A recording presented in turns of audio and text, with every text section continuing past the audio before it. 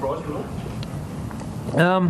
I'm not sure what to think just yet. It's a pretty hectic couple of hours, but certainly very happy with the way our boys played. I think the improvement over the pre-season's been excellent, and the way the boys played, they did a lot of things right, and the way we wanted them to do it, the way that we wanted them to do it.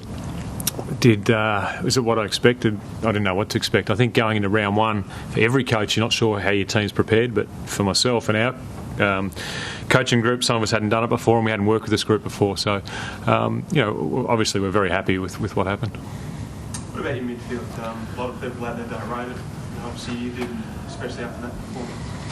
Yeah, it was an interesting game for our midfield because the first half of the first quarter, Western Bulldogs were on top in a lot of areas, and I don't think we got a centre clearance till the second quarter. So we were a little bit worried up in the box, but the way they came back and got on top in the clearances and contested footy was terrific. And we don't have Chris Judd or Gary Ablett, Cooney, these guys in our midfield, but we've got a group of guys that want to work hard and are desperate to learn how to be really good footballers. And I think today they were very good. Some of the boys who haven't been rated before, Dempsey, Myers, Jetta, they're all fabulous too. There's really good improvement across the group. There's some terrific standout efforts. And Courtney, to his credit, we had a few words after the NAB Cup Grand Final and the way he performed, and he came back today and was really, really good and showed the sort of character that we want from Courtney Dempsey. So he deserves a big tick for the way he played today. The way he looked as well in the NAB Cup Grand Final, was it fancy stuff? That's another thing, but it's... I don't think he'll do that again. David Hill, it was up in the air whether you go with him and produce that game first up. Yeah. We, Tommy Bell-Chambers not to play was very hard on Tom, and it's very hard. Probably the first team you pick, and to go to a guy after he's had a terrific pre-season, say you're not playing, and we're going to back Hilly, and it was a risk. We didn't know how Hilly would go and whether we'd get through a full game, but to perform the way he performed was exceptional. It just shows the quality of player that David is.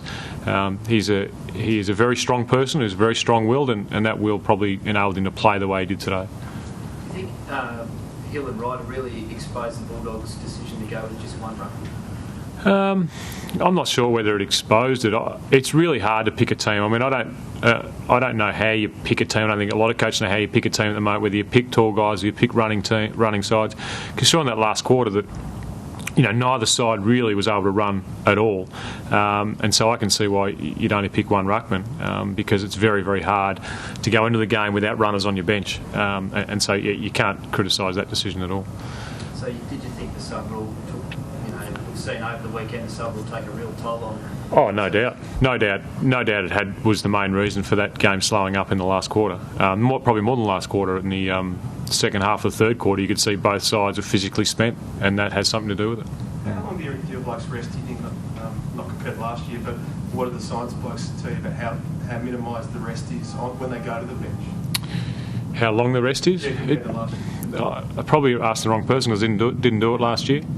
We would like a bit more time, but it doesn't happen. So the hype that this will generate, how do you handle that? The for Essendon? Yeah.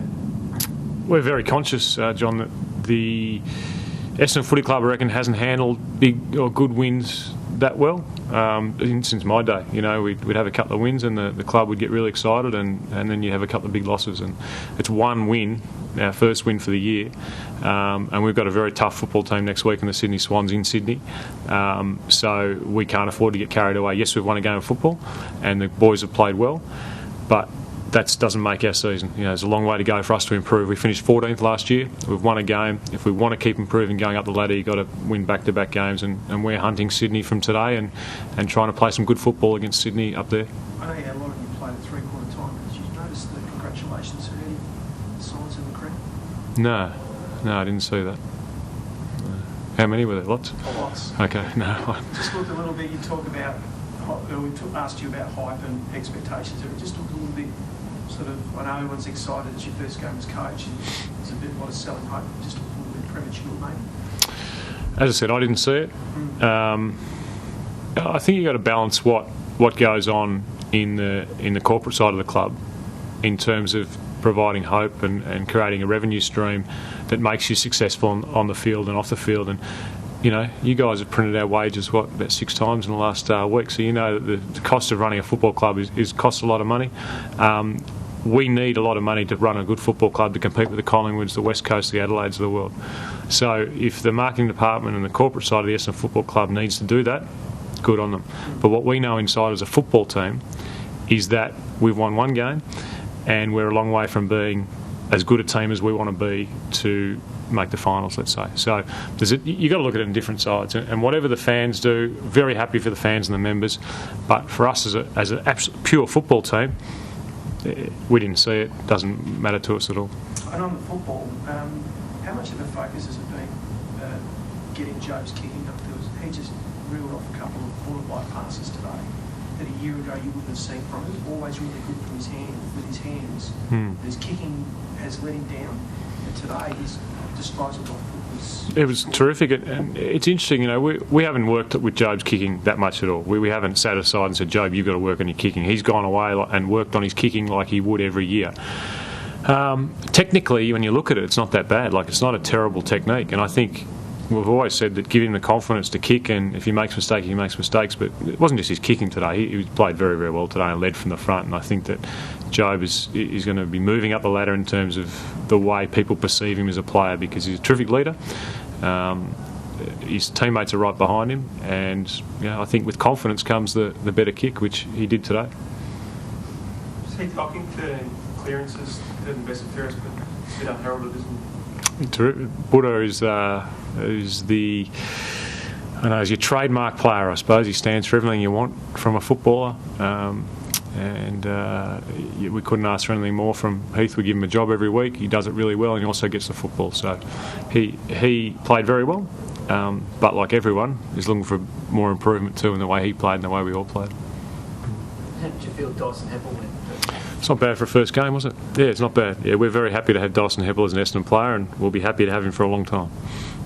So you talk about how the need for continual improvement. Was there anything you weren't happy about today? Was there like half an hour after the game? Is there anything that stands out like, geez, we should have done that better? Yeah, we didn't kick that well, did we? Kicked 16-16, so it'd be nice to kick, you know, more goals than that. I thought that, you know, probably early on in the game we didn't take the game on as quickly as we should have. We actually looked like we were a bit startled at the start of the game, and they really got on top in the first half of that first quarter. The contested footy early. There's a few things, and you know, it's funny. You watch a game for 2.5 hours and you don't remember a lot of it. So we'll go away and have a look at the tape and see what we can improve on. But there is a lot, and we just want to keep getting better. No injuries? No. I mean, knocks and cramps, and Benny Howlett got a knock to his knee, but you know, came back on, so he'll be fine. Yeah, just the normal week-to-week stuff that, you know, but everyone will be fit to play next week.